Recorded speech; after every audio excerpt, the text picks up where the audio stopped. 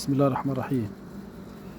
هنصور لكم حاجة كده سريعا لفتنا نظر الجميع ليها قبل كده، ولكن هنصورها تاني. احنا بنصور بالليل على فكرة.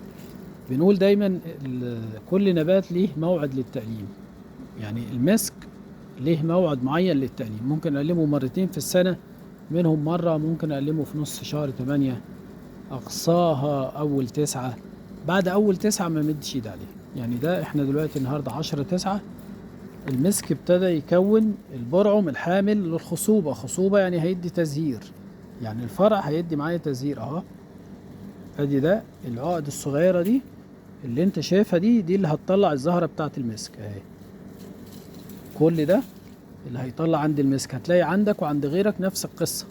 هتلاقي المسك دلوقتي داخلين على الخريف، المسك بيظهر في الصيف في الخريف، وبيظهر في الشتاء المعتدل، وبيظهر في الربيع.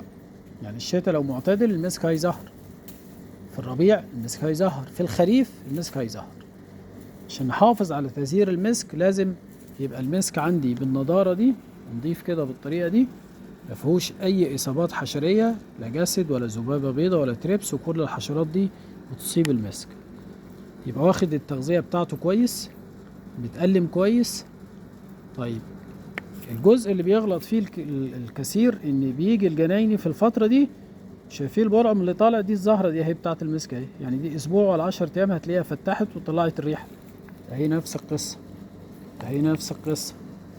فيجي الجنايني بدون وعي، او اي حد للاسف ما عندوش معلومة فنية، ويجي قاصص تك تك تك تك، فيحرمك من كل ده. تيجي هي مطلعة تاني براعم جديدة بتزهير، يروح برضه قاصصها، ونفضل في الموال ده على طول، ونيجي نشتكي نقول انا ما بشمش ريحة المسك.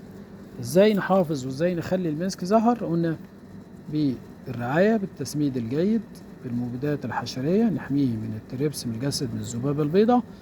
الزهرة دي عشان تطلع ريحة جميلة لازم المسك ياخد احتياجه كويس جدا من العناصر الغذائية، خاصة عنصر زي البوتاسيوم، زي الزنك، زي البورون، لأن دي عناصر مسؤولة عن الخصوبة، مسؤولة عن التزهير، ومسؤولة عن إن الشماريخ الزهرية دي أو الزهرة دي تقعد فترة طويلة عندك، يعني فترة بقائها تبقى طويلة عندك. لازم نهتم بالتغذية، هتلاقي الدنيا عندك زي الفل. ونحافظ على المواعيد الخاصة بالتقليم عشان نعرف نستمتع بالنباتات الخاصة بينا.